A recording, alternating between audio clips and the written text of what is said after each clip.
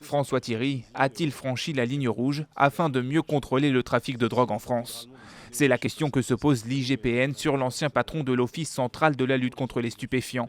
Ces méthodes sont en effet passées au crible par les enquêteurs et ce après les révélations d'un de ses anciens indicateurs, un certain Stéphane V. Une affaire révélée aujourd'hui dans le journal Libération.